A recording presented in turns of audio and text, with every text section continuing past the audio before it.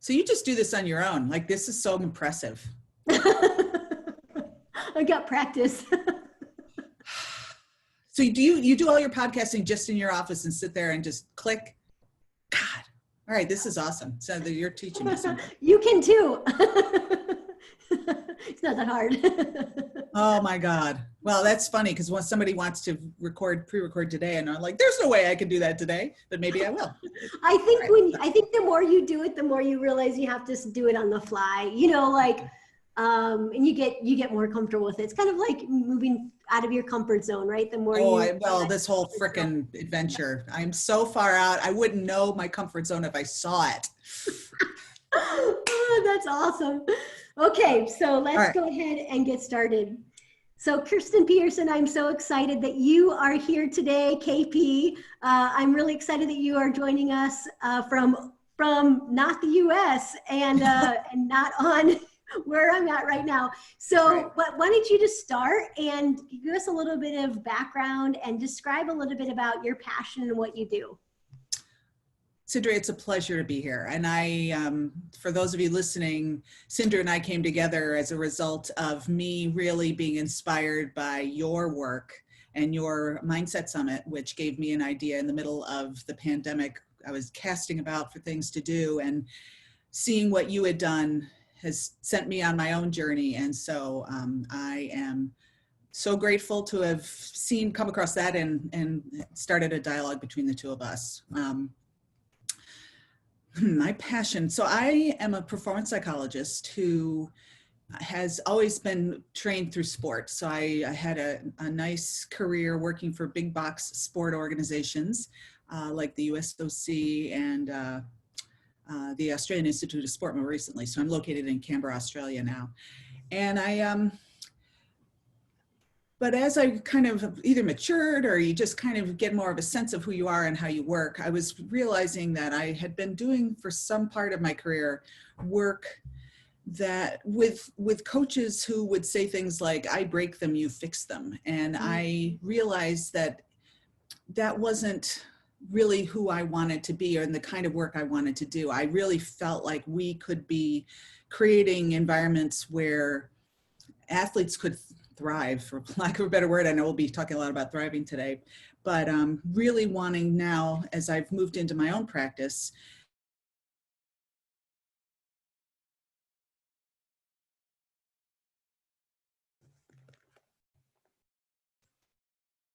a life along the way. So that my passion right now is really showing people that there's an easier way to perform under pressure and get those kinds of things done. Can you, I wonder if it's if there's just a little bit of unstableness. Yeah. Can you start right after you said about athletes thriving? Can you just restart that part? So I think, I'm not sure was I saying that's my idea that I want athletes to be able to thrive. I can't, God. Yeah, you said, that working with coaches, and then you said, or maybe we just why don't you just restart how about you just restart and let me ask you the question again. So give us a little bit of insight into your passion and what you do right now. Yeah. So I have been classically trained as a sports psychologist and had a long and really, I thought, good career in that space, working both in the US and Australia. But as I came more into my own and realized what I am really about with regard to, and what I understand more and more about how athletes actually thrive, that some of the ways in which sport works was going against that. So I was working with coaches who would literally say to me, I break them, you fix them. This is the way it works here. And so in my gut, I'm thinking there has got to be a better way to do this in ways that don't have to break the athlete on the way to a great performance. And so in branching out into my own practice, really my tagline on my business is higher performance and happier life. Awesome. And the idea being that we can help. I think sports psychology, performance psychology, and certainly myself, it's around performance is sustainable. Awesome. I'm looking forward to talking to you more about that, like this idea of happiness and high performance. Hmm. So if we back up a little bit, you've just had such incredible experience, and you've been able to go and support athletes at the Olympic Games, for example. So just give us a little bit of background on how did you get to where you are today? How did you get to Australia? And then what are some of the highlights along the way? Sure. Well, just as the event I'm about to run stands on the shoulders of giants, including you, I've been really fortunate in my career to work alongside some of the best sports psychologists in the business. And so I was able to get a job pretty much out of graduate school working at the USOC, the US Olympic Committee, US Olympic and Paralympic Committee now, and working alongside sports psychologists like Sean McCann, Peter Haberl, and learned a ton about, and being able to track athletes across their Olympic careers, yeah, to the games. And being at a benchmark event like that is as shocking to a sports psychologist as it is for athletes and coaches, to be honest. And so I think it's funny how we all have our Olympic moments. You go in and it's just such a big event. But after 14 years at the USOC, my daughter was 11 and I was just kind of done. I wanted to be with her. I'd been traveling a lot. So I quit the USOC with really nothing in place. But within a month and a half of leaving, the AIS found out I didn't have a job. So the Australian Institute of Sport, so they reached out. And it seemed like, oh, wouldn't that be fun to move to Australia? Yes, and that sounds glamorous. Yeah, like when you're just doing it in theory. But then I mentioned it to my family, and my then 11-year-old daughter was like, oh, that'd be cool. And my husband was like, no way in hell. I love Colorado. We're not doing that. And then, and of course, the way it goes is with all this ambivalence, I'm going through the steps of the interview process anyway. And I'm kind of just cruising along, and the AIS just wouldn't let it drop. So it came time for me to fly out for an interview, and my husband's like, I'm not going. And then a week before the interview, the airfares dropped like $500. Karma. And he's like, Karma. all right. So he goes with me to the interview and falls in love with Canberra. Aww. I mean, like, I'm seriously dating Canberra. He would marry Canberra. So it went, and in the way of marriage dynamics, I was the one pushing. We got to do this. And then all of a sudden he's like, oh my gosh, we got to do this. I'm like, no way in hell are we doing this. I don't want to do this. But I was offered the job, and eventually he wore me down, and we made the jump with our family. It was also good timing for, my daughter wasn't too old. We thought it'd be a really good experience for her. So was first year at the AIS and just moving internationally. I don't recommend it for the faint of heart because it is quite stressful, but it ended up being one of the best things our family could do. And my daughter, who after her initial like, yes, let's go do it, of course didn't want to do it, but then came to love it again. And so 7 years, the AIS job turned into the best job I never wanted, and really enjoyed my time there. But then as all good things come to an end, the AIS did a reorganization where they decided to divest themselves of their sports sciences. This was back in 2018. So I was, as they say in Australian language, made redundant, which would be Australian for sort of being laid off from my role. But they buy out, they give you a package to leave. And so that allowed me to make the jump into this private practice, which was great timing, because right around that time and all the philosophical things that were happening for me in my own growth as a psychologist were coming to bear, and it was time to really do my own thing. Thank you. Thanks for describing your journey there. And so I want to dive into how you see performance psychology and what just the observations that you've made over the last many years. So to start, KP, I usually ask everybody to define what failure means to them and tell us about a time that you failed. And I think about, well, what incredible experiences that you've gotten and that you've been able to really live through. So what do you think is failure, and Tell us about a time that didn't go so great for you.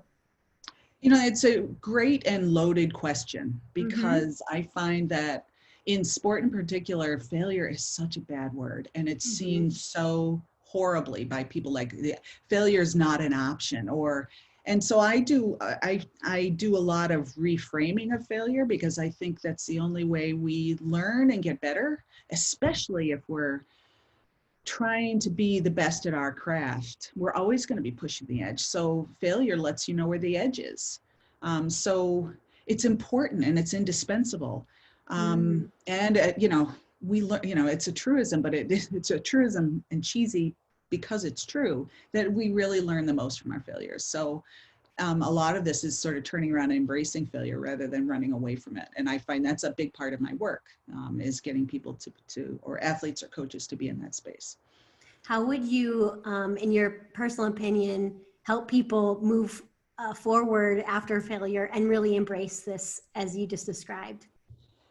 I think it's in a, you know, theoretically, it's how quickly they can metabolize the failure into learning. So really, first of all, I do a lot of work with people and their emotional experience. And so, you know, failure is just an event, but it's often our reaction to it that's the hardest thing for us. So helping people to tune in and be wise around that reaction, meaning it's a natural experience that your body is giving off, that you're disappointed, which is fine. So you go through that process, but we don't want to overly react to it and keep shooting ourselves in the foot with the arrow of suffering. So how do we reduce that and start talking about in a sort of a more dispassionate way, really get good at debriefing what can we take away from it and how do we move forward? Because really that's what resilience is how fast you can do that.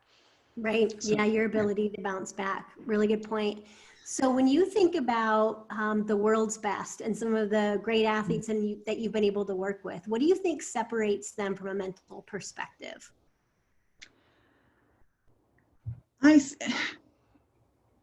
There's a lot of self-knowledge there. I find that athletes who kind of go through who develop through the pipeline of sport to be great, they generally hit a point early in their career, and I think you're going to ask me this, but early in the career you get athletes who tell me they know what's best for them, but clearly they do not, you know, and so often my advice to athletes early in the career is like, let's make sure you have a trusted tribe around you who can give you the best advice possible, and you stay in that tribe. So you kind of go with what brought you, but don't try to do this on your own because there's expertise out there that you need. But then it inevitably you get to a point in your development as an athlete where you start to realize you know really what you need. You know, it might be a training load, it might be that I need to focus on this aspect of my experience, but coaches are not letting me do that because it's breaking out of the program. And I think, you know, when athletes move into that space, I believe they need to be allowed the space to do it their way if they can, you know, and the art is knowing when that is. But I find that the athletes I work with, they inevitably have a clash with the coach because the coach has to grow with them to get to be in that space, if that makes sense. Yeah, and so sure. I think it's self-awareness and then an unflinching search for the next thing that's going to make me that much better. So I don't rest on this idea that I'm number one in the world. It doesn't mean anything to me, my relative ranking. It's what am I doing to be the very best I can be. And do you think this idea of being the best that I can be and continually searching for that, do you think that's something that's just like that they're born with? You know, this desire, this hunger, or do you think they cultivate it? Does it come from failure? When you think about some of the athletes you've worked with, what do you think? That's a great question. I would never want to count anybody out for any reason whatsoever, because I find that the world is just full of athletes who weren't the most gifted, who just through hard work figure it out. Yeah.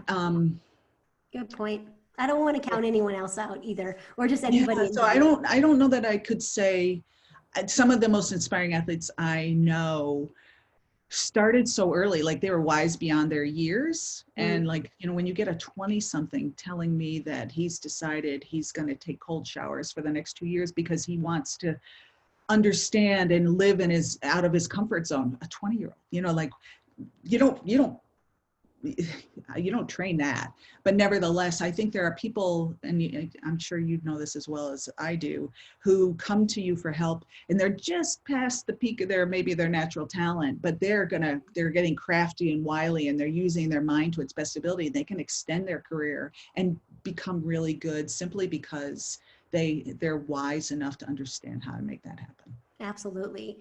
And I know you don't want to break confidentiality, but I want to ask you a question about, can you tell us a story about just what separates the world's best from a mental standpoint, or just demonstrates the mindset and the power of an athlete that you've been able to witness?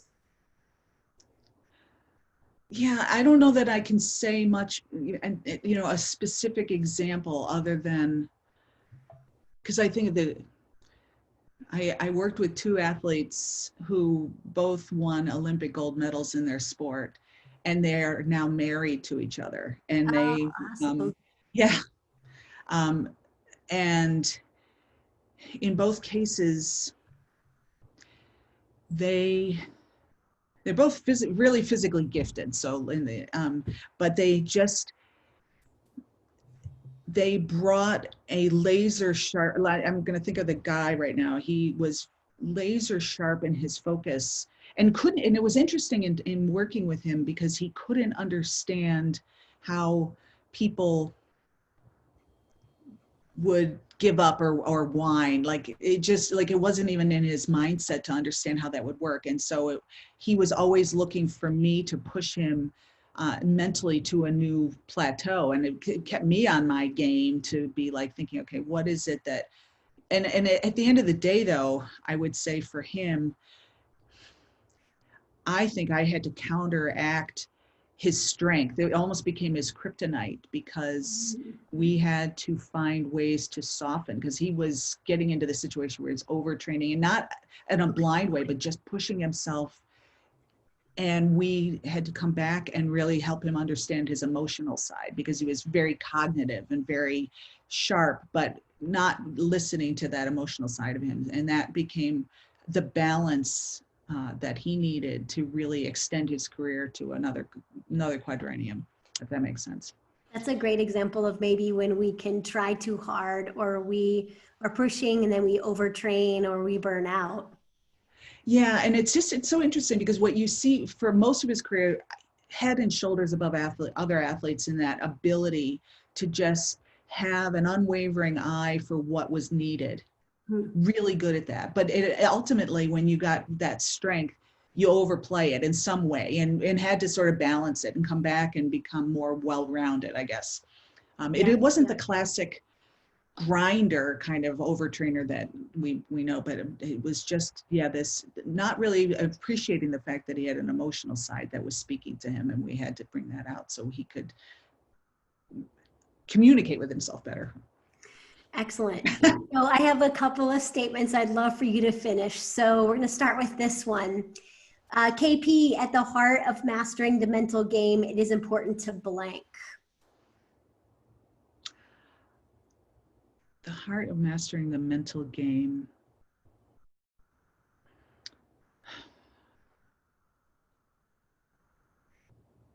I come back to the idea of, what do I want to say?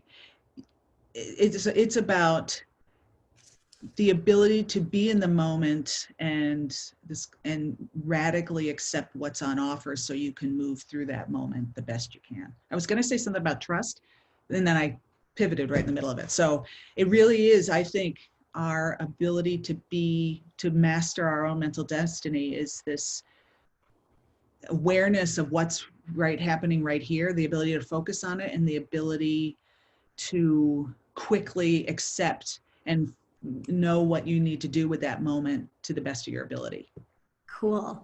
And I like what you said about mastering our mental destiny. I don't know where that came from. I was like, that's really cool. Tell us what that means. Oh my God. I think it's you can't be better than you are, but Yeah. you can be all that you are. And that's kind of what that sounded so cheesy. That's Hey, I hilarious. liked it. What about this ability of being in the present? Obviously, it's something that you can train. We know that in terms of research in performance psychology, but what do you think is the best way to train your ability to stay in the present moment, or how do you approach that with an athlete or a team you're working with? Well, it's kind of it's like physical training in that you can do a lot or a little. But if you do more and you're smart about it, I think you can get to where you want to go faster. But so this idea, there's like a deep end of the pool with regard to how much you practice, and a shallower end of the pool where I think we can simply remind ourselves to be aware throughout the day more often, and do activities in a mindful way. So you're practicing it, not necessarily while living your life. So brushing your teeth, eating a meal, driving. What a lovely idea. Let's be mindful while we're driving. But I think that some dedicated practice each day helps deepen our ability to be aware, and just teaches us by sitting, say, and actually engaging in a meditation practice. You just start to become friends with your mind, because you're not allowing activities to distract you from it, and you're just sitting with it, which sounds so damn simple but far from easy. And I think that regular daily practice is the way to go, and there's a million ways to go about doing that. There's all sorts of apps. You can do it on your own, you can do it with a teacher, but it is the doing, in the same way that we would say, let's go to physical train every day. I will say that I find athletes will say to me, well, I tried meditation and I suck at it, so therefore I won't do it anymore. But then using the analogy of physical training, you have bad days in training, but it doesn't ever stop. You don't go, well, that was a sucky day at physical training, I'm just going to not do it anymore. So we need to treat our mental training the very same way we would treat our physical training. Awesome. To me, that means like not taking a day off of mental training and making sure that we're really using this to our full potential. Okay. Well, it's prep. Because it's a practice, and the practice isn't to become a better meditator, any more than going to the gym. Athletes don't go to the gym so they get better at lifting weights. It's a means to an end. For performance, I find it's also it's a wonderful practice in its own right, but I guess I want to be careful not to make it into something to achieve. It's it's developing my awareness, and my sense of being, which underpins any decision that we're going to make, or any way that we cope with pressure or uncertainty or whatever it is we're dealing with. Excellent. What a great answer. So how about this statement? How would you answer this? If you are getting started on your journey to master the mental game, you should blank. I'm going to go back to what I was talking about earlier, that I think it is finding good resources to help you. And, so I think about performance psychologists as being one of those resources, but don't, stand on the shoulders of giants. Go to people who have done it to find out how to do it, as opposed to, and what's based in science. Like, I find in sport in particular, like, we talk a lot about mental toughness, and there's ways in which you develop that, and where I think there is absolutely a place to learn how to be disciplined and have help, and your mind can help you do that. I think it's easy to glom onto ideas about how to develop the mind that actually aren't very helpful. And so you want to be like, where do I go? What's the science say? We know so much more about how to work with the mind than we did even 10 years ago, that you want to make sure that whatever approach you take is evidence-based. I'm going to go put my dog away. Can you hear him barking in the background? I can't, but I trust you that he's there. Okay, hang on Okay. 1 second. Yep, no worries.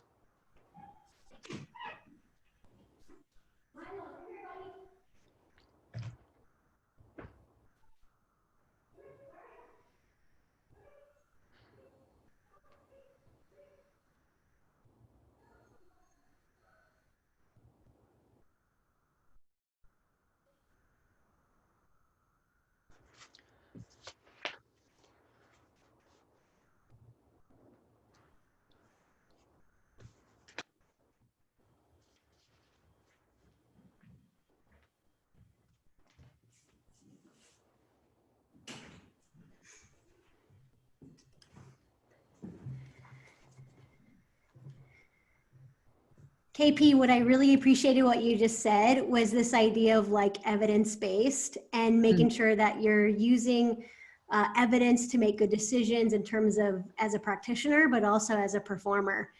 Tell us a bit about why you think that's really important.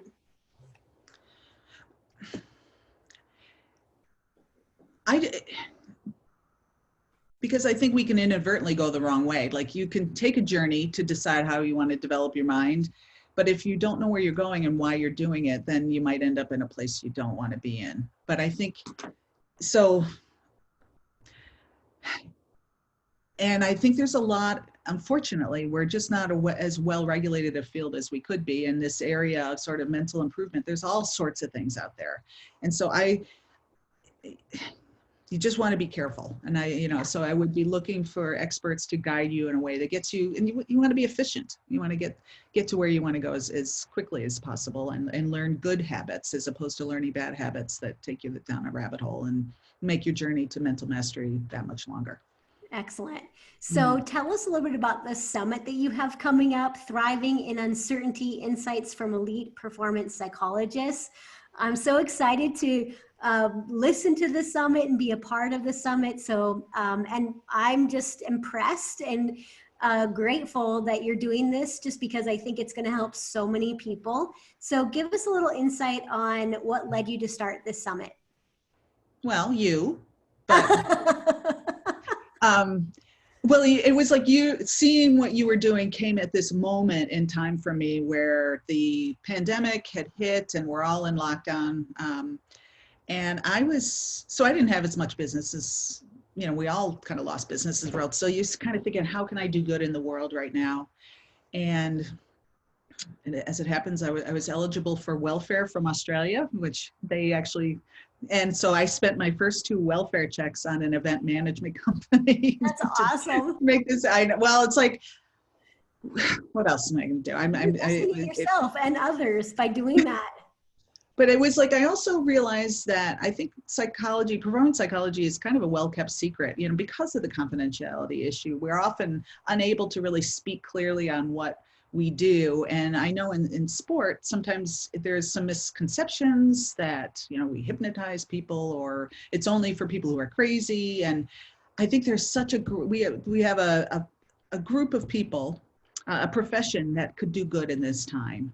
And if we need some good happening to us as a population, as a world, this would be the time. And I also, when I worked at the AIS, I did a lot of networking. That was part of my role. And I realized that I missed these people too, because now on my own, and so a real side benefit to organizing this was I got to catch up with lots of old friends, which was awesome in itself, and meet new ones like you.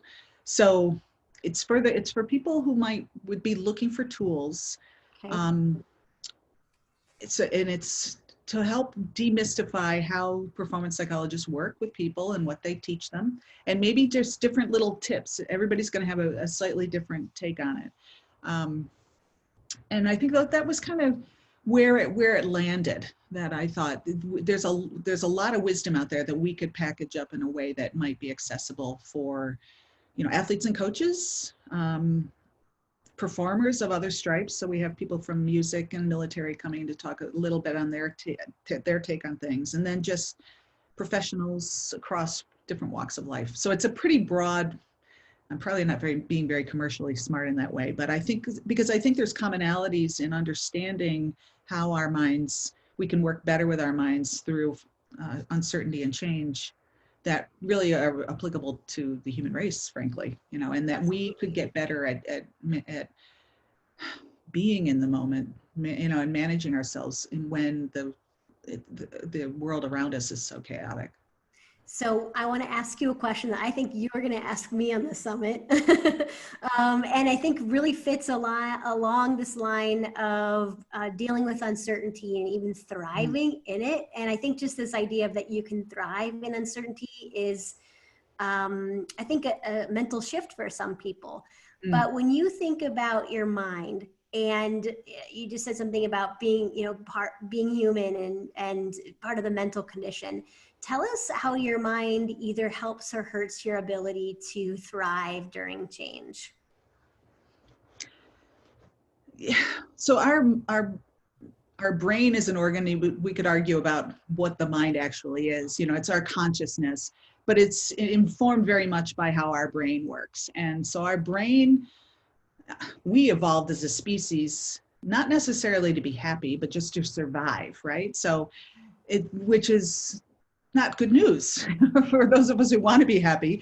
And so what has happened is that our brains have evolved to be exceptional threat assessment machines, right? So you think about how we came through the millennia, it was always the paranoid, threat assessing cave person who out-survived the optimistic, happy cave person, because that other one would get eaten by the saber-toothed tiger. So the paranoid threat assessing caveman was passing his or her genes down through the generations. So now we're in a situation where our brains have evolved to look around for threat, to prepare us so we can protect ourselves, which works when the threats were, kind of concrete and the saber-toothed tiger coming to get us. But the threat of a pandemic isn't something you can really be hypervigilantly prepared for. Uncertainty is an amorphous existential concept that our brains have not prepared ourselves to threat assess wisely for. So we get kind of caught in this loop, I see, and people really worried about an uncertain future in a way that isn't productive or helpful. It's natural. And so where I think we want to be going is teaching the skills, because what's happened is as we have evolved, humans differentiate from other species on the planet through their this part of our brains, the prefrontal cortex, which is where we can make decisions and where we can think about our thinking, and to employ that as wisely as possible to help override some of our instinctive mind responses, or the way in which the brain gets hijacked to keep us in a hypervigilant worry state. So we need to be able to back away from that. And there's physiological ways in which we can do that, but there's also some of the mental training we've been talking about can also help us move into a state.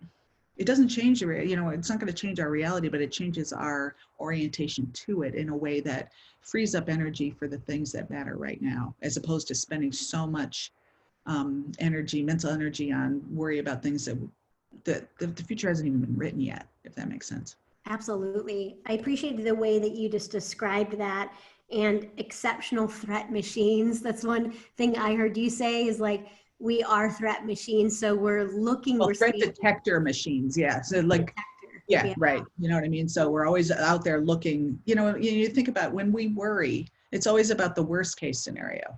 Mm-hmm. We ever worry about the best case scenario? No, that wouldn't be worrying. Isn't that true? And yeah, that's where we get stuck. And yet there's an array of possibilities in our future, but we tend to go and just sit in a thought loop around what if. And all I'm trying to do is help us be a little bit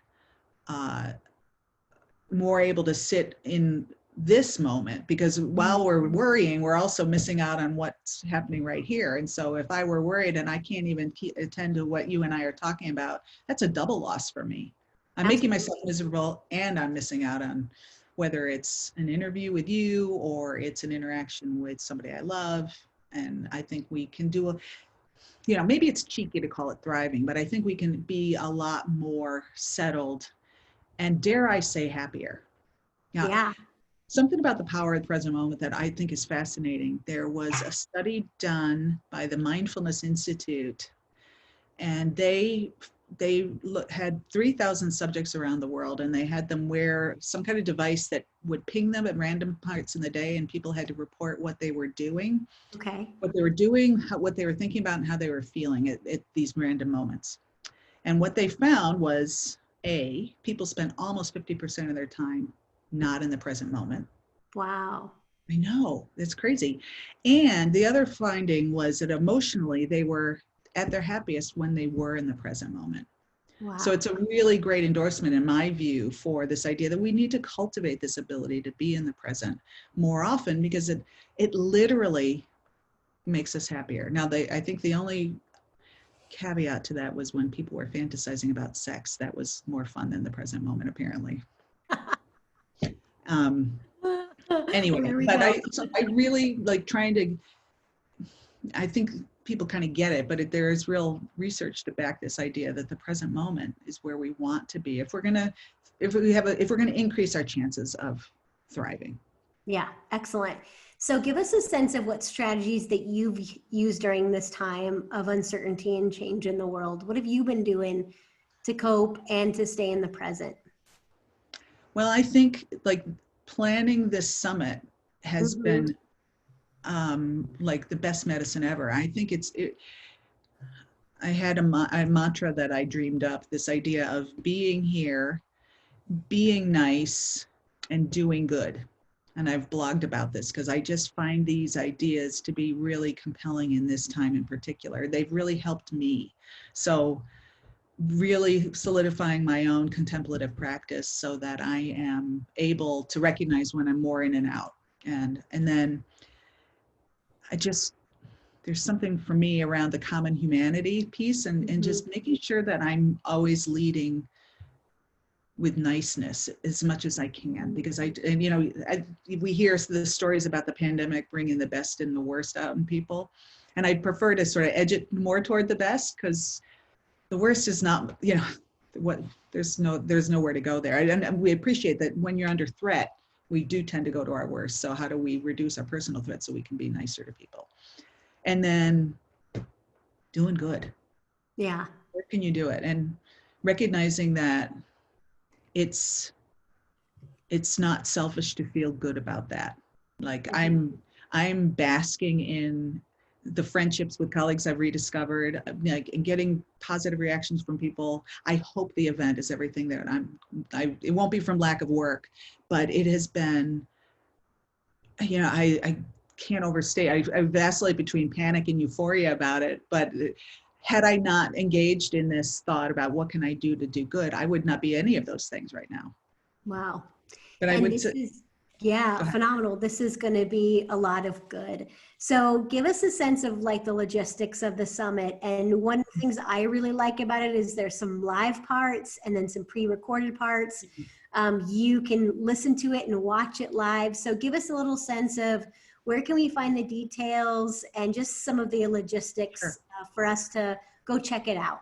Yeah. There'll be 20 performance psychologists on offer, all talking to different various aspects of thriving through uncertainty. And unfortunately for the US market, this is happening in Australia, Sydney time zone. So, which means that we're starting at 8:30 in the morning on Saturday, the 13th of June, running through the end of business on like 6 p.m. Sunday, the 14th of June. So the translation will be something along the lines of, Cindra, you're the first interview of the summit. So for anybody listening and want to hear Cindra talking about thriving through uncertainty, she'll be on, I believe, 6 p.m. Central Time. Does that sound right? Yes. Because you'll be on 9 a.m. our time. So what we've tried to do is front load the first half of our day, which will be the time when more people in the US market can listen, will be actual live interviews. So we're going to make time for questions if people have questions of our interviewees. I say I'll be the interviewer. And then it'll go through the night for you guys. So it starts at 9 o'clock Sydney time, or it's 8:30 Sydney time, goes through to 6 p.m. So we have 10 interviews a day, half are live, half are pre-recorded. Awesome. And I will, so to find out about where to find out about it, my website, the company's name is Kirsten Peterson Consulting, longest title ever. So KIRSTENPETERSON consulting.com. And there you can find a link to register for the event. So over the course of the live event, it's free. So you can pop in and out anytime and catch a listen. We'll be putting out a schedule with sort of little teasers on what each person's going to talk about. So if you can only tune in a certain time, you'll know when to access the event. Awesome. And then once the event's over, we will be creating a package that you can buy of the event, so that if you missed anything or wanted to re-listen, you could have the event for yourself.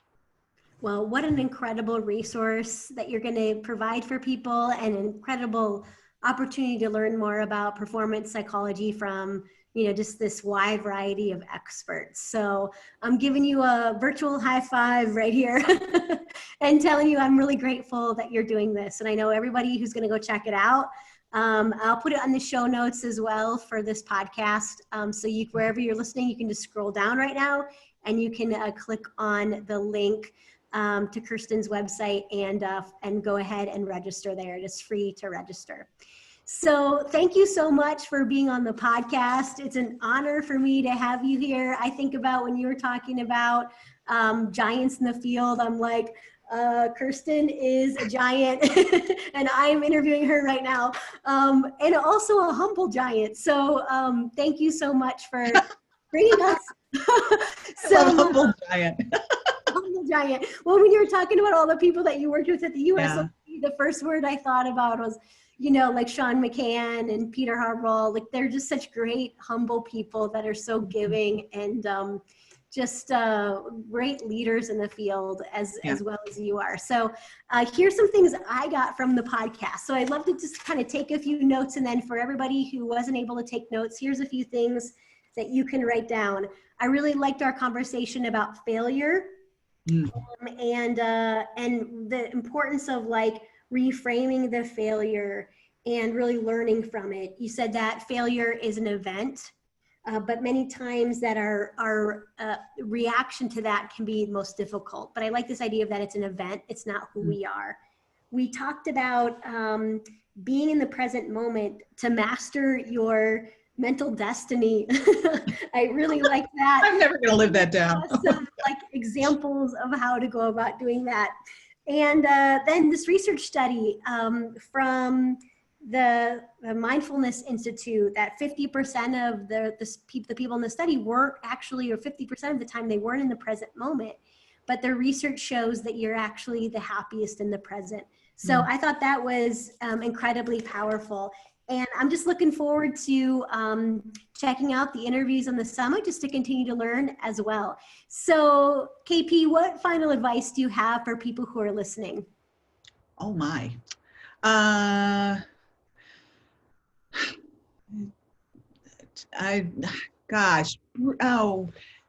Just final so thoughts you have. The other very pragmatic thing that has happened to me, for all the highfalutin talk about be nice and do good, I have found that, God, this is going to be a really interesting way to end this.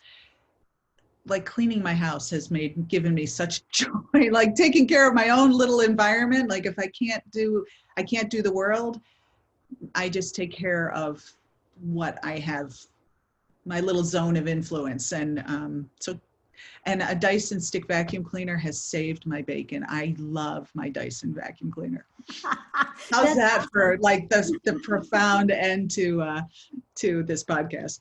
Well, I actually have heard people commenting that their house has been the most cleanest it's ever been because it's something that they can control and they do have control over that.